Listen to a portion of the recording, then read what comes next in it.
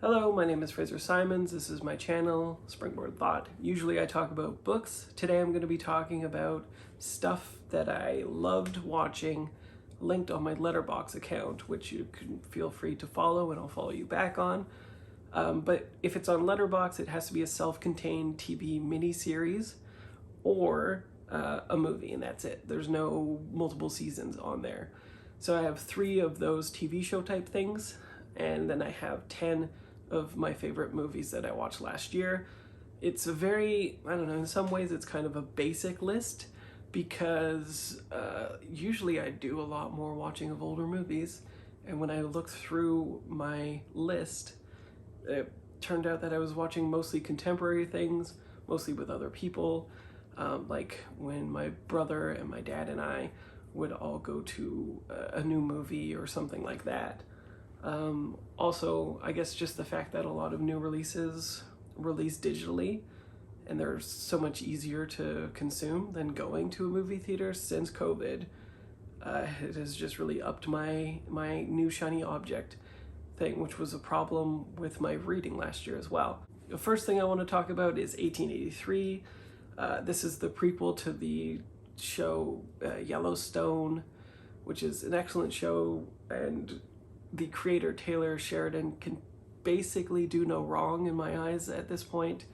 He's done like Sicario as well, he's done Wind River, pretty much everything that he does I really enjoy, and it's like a post-Western Cormac McCarthy vibe where he's interrogating what the Western is now in contemporary times, being critical of American history in some ways, how people obtained the land.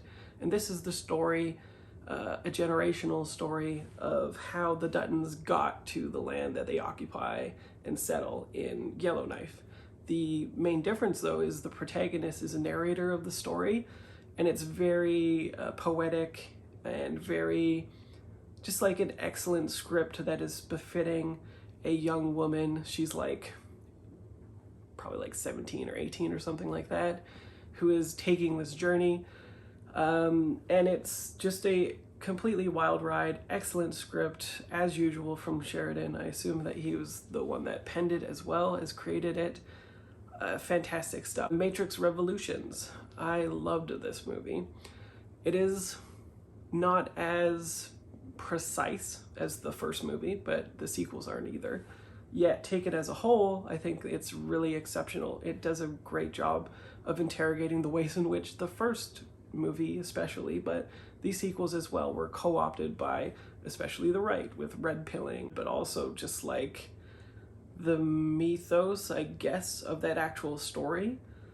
And then they very cleverly, I think, I can't remember which sister did the film, but she does a very good job at making this film very relevant, very compelling, while making it its own thing still. I think it has like a little bit of drag time, especially near the end, because it's essentially kind of looking at ideas from all 3 of the films, so it clips very quickly, but then at the end it has that same sort of gonzo feeling as that last movie, which wasn't my favorite. But overall, I think it is very clever at what it's doing, and again, reasserts its almost primacy in its convictions of interrogating capitalism, as well as a bunch of other different things, and makes it once again laugh at the right that try to co-opt the ideas of leftist ideas within it. Everything Everywhere All at Once. I mean, what more can someone say about this movie? It's on everybody's list, I think. Just a phenomenal movie. Multiverse done right, and everything about this except for, I think in my review I mentioned the hot dog fingers stuff. I could do without. It was a little bit disturbing and strange, but the ideas behind it, the intention is like just expertly executed. It's a glorious film. It's gonzo in the best way, but it has like the strongest themes being communicated. Absolutely just a joy to watch. It's a movie that I know that I'll rewatch many times. Top Gun Maverick. This is probably a very subjective one just because when Top Gun came out, I was young, and then I watched it again probably like 10 years after it came out or something like that. I just got really into the weird retro homoerotic vibes, but also it's the only movie where you can see that type of stuff being done with jets anywhere. Like, there's no real competitor to it. I don't know how they pulled off the shots that they pulled off. And then Maverick comes along and it's even better. It plays into the cheesiness and the sort of infantile nature that Maverick has, and gives him, like, you know, a suitable arc. The writing isn't insane or anything, but once again, you come, I think, to see what they can do with the jets. It's almost like the Avatar Way of Water, except the technology is with filming dogfighting and stuff, right?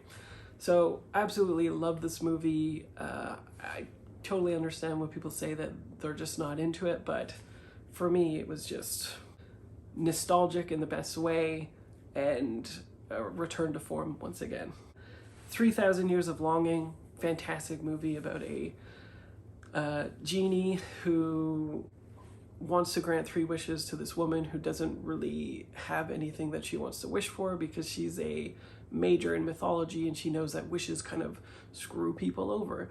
And in the genie's telling of the stories to her in which the previous owners kind of like mess up, you get like a peripheral story of their own in contemporary times about how they're like living their lives and stuff. It's very fascinating. I thought it just nailed absolutely everything. I guess it's a short story, I think, based on something that A.S. Byatt had written. And yeah, I just thought it absolutely nailed everything, and it's a gorgeous, gorgeous movie.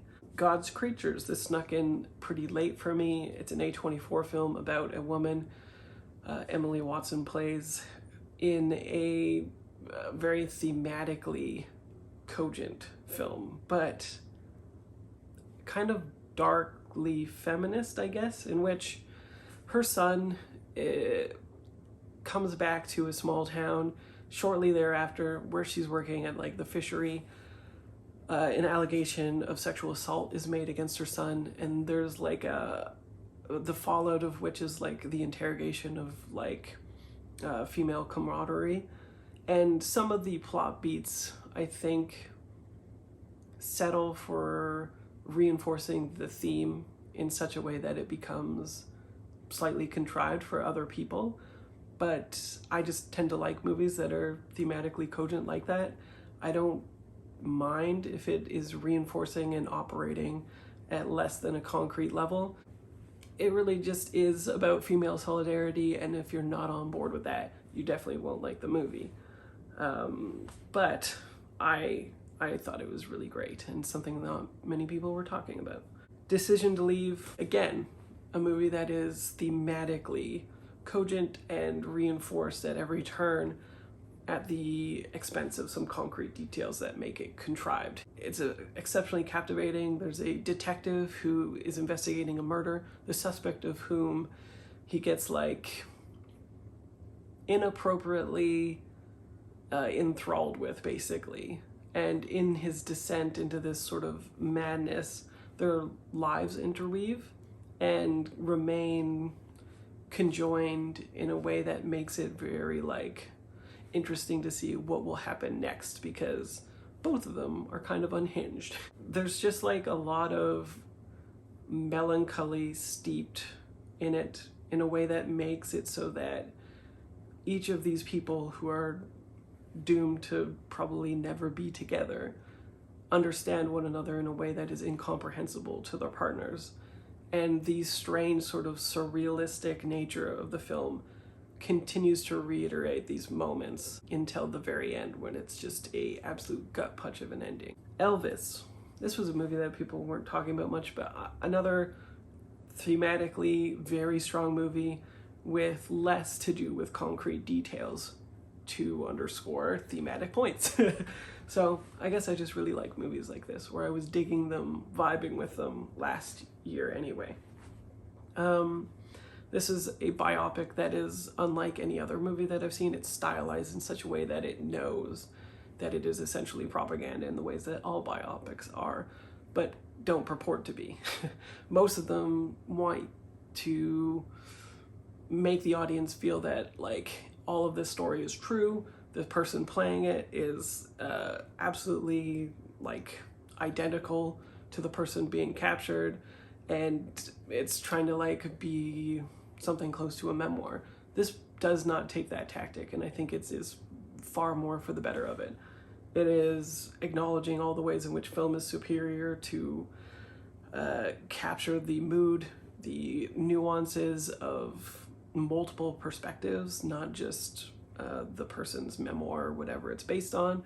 And it is just really great at the macro level, where it's historically accurate, is fit in, but it's made from, I think, the director of the Moulin Rouge, and so you can get that kind of like glossy, very stylized. It's not attempting to be anything except capturing something that historically is filmable and wants to be film and not misconstrued in any other way. And that I thought was like a major advancement in biopics of this type, meaning they have a lot of money and they're doing figures such as Elvis. Bullet Train, again, a very subjective movie, again, does not work on a concrete level at all, but thematically is just super excellent. It's probably the funnest movie that I've watched. I was expecting from the trailer for it to be quite stupid, and in some ways it is, but it's actually quite smart in the way that it's stupid. So there's a lot of plot twists, there's a lot of wild things that come out of left field. It does play into some expectations, but subverts some of them in interesting ways in a kind of Kill Bill-ish sort of way. All these hitmen are on the train. They're all there for different purposes, and the mystery is like, how and why are all of these people so contrived to be on this train, some of whom are there to kill other people, and how they fit into other people's pasts is different. It transcends the source material, in my opinion. I read the book, and the movie is like, just gets everything about the book. It is the best stupid fun movie, and therefore the best in its field, but it is still very much that. Like, if you don't like that kind of movie, I don't think it's going to suddenly convert anybody, but that's it, is what it is. This is a strange, again, kind of advancement, I think, in biopics-ish territory, like a docu-series from Ethan Hawke, who is examining Paul Newman and Joanne Woodward's lives together, predominantly how they impacted cinema, but also their sort of cultural ethos and influence on the world today.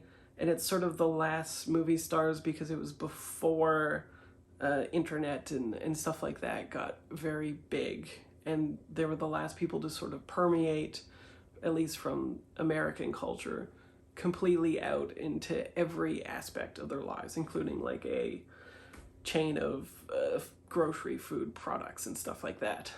Again, it's very strange, and I think an innovative feature of this documentary that Ethan has inserted himself. The tapes that they use to do this is something that was compiled by Paul Newman, but then for no reason anyone can discern or know why or anything, he burned the tapes, yet the transcripts survived. And to bring the transcripts to life, he takes a cast of all-stars such as George Clooney and some other people that I can't remember to voice the people on these tracks. And it just comes to life in such an interesting and compelling way. Like, it's just far more engaging than typical when an actor voices those things. And because it's lines on the page, there's just so much more personality and pop and just like a different quality that is given to it, like an extra life or something to all of these characters, some of whom, I think most of whom are dead now. And the actual story is much more nuanced for Newman and Woodward. What is substantive about it is personal to Ethan. And this, again, I think is like an evolution of the process of this type of docuseries. and is noteworthy and excellent, I think. Tar, just a perfect movie. Cate Blanchett, I don't know, she just continues to get even better at everything that she does. She carries this movie pretty much by herself. I'd say like 70% of the film is monologues from her, despite it being a story of a maestro who is canceled by other people. Most of the time, we see it solely through her introspective, solipsistic mind. And even the film is kind of almost like a horror quality to it, where you know something under the surface is itching to get out. But the stakes seem like they must be so low because she's a maestro. Like, what's going to happen? It's not like she's going to start pulling out a gun and being John Wick or something, right? But it manages to build so much tension and make you think about her life choices, the way power corrupts, how the media attention is given to her because of a woman slant, and like just every aspect of it is just so well on point. And this is more of a everything concrete makes it work, less so than only at a thematic or symbolic level, but it's reinforced by those things, which is why it transforms into like a perfect film. It's eminently rewatchable, even though it's 3 hours. Absolutely captivating. Next is She Said, another evolution in a sort of docu-type movie. I think the pinnacle would be Spotlight, I guess, other than this. And this is a iteration on that type of thing, like a journalistic drama that is purported to be all about the true events taking place, but dramatized for sure and extrapolated. In this case, it's about Harvey Weinstein, and 2 women are breaking the case, and the process of that. It's another kind of long movie, 2.5 hours, I think, but the characters, again, are able to pull off such nuanced performances. The script is excellent. It's just an interesting story. I think if you're anything like me, I know about Weinstein and I know the subsequent stuff that took place, but I don't know how they got to that point, which is what this entire story is about, or who broke the story, or anything like that. It just all sort of blew up on the news and everybody learned about it. But this is the story of that, and it's absolutely exceptional. I thought it was even better than Spotlight. It takes everything that worked about that and makes it better. English is also a TV series. This is another very surprising series that's on Prime, at least here in Canada. And it is, again, a criticism or examination of Wild Wild West type stuff and a critique of America. A white woman from the UK, Emily Blunt, goes to America seeking revenge for her son. She's pretty much immediately about to be killed when she's saved by a Native American man. And from there, he is trying to get to a place where he wants to settle. And from there, it just goes into like the wildest set of circumstances that you will ever see, basically. There's altercations and conflicts in any manner of ways. She's very subversive as a female protagonist in that space, as is he. The cinematography is the best that I've ever seen. The shots are immaculate. Like, it's a perfect show, except for it takes a while to get going. And the last thing that I want to talk about is another show. Fleischmann is in Trouble. This is surprising because I started reading the audiobook and I hated it. I could not get through even 10% of the book.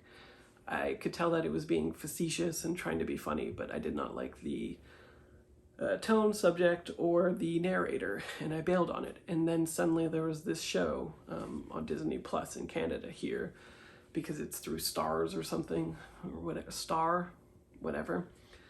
And this is just an exceptional adaptation. It's about a man who is a doctor who recently got divorced from a aspiring socialite, basically, like a talent agent who has her own agency. She is obsessed with like making a lot of money, her kids are like not as high a priority. And eventually he just wakes up one day, the kids are there, she's gone, she's missing, he doesn't know what's going on, and he has to deal with the circumstances, except that it's told through the perspective of one of his best friends who he was disconnected with until that day or maybe the day after. And so there's a constant mystery throughout it where you're wondering, why is she narrating this story? And it eventually, as most good stories are, ends up being about absolutely everything. It captures like the millennial malaise. It captures being solipsistic in your own viewpoint from many different characters, which is eminently difficult and excellently pulled off. So yeah, hopefully this wasn't too long. I hope that you're doing well. Hope that you haven't caught any sickness or anything. When I went to the grocery store, all of the aisles here are out of like flu sinus medication, of which I needed some because my sinus stuff was going on. So it's definitely sweeping the nation. Hopefully you're keeping safe, and I will see you next video.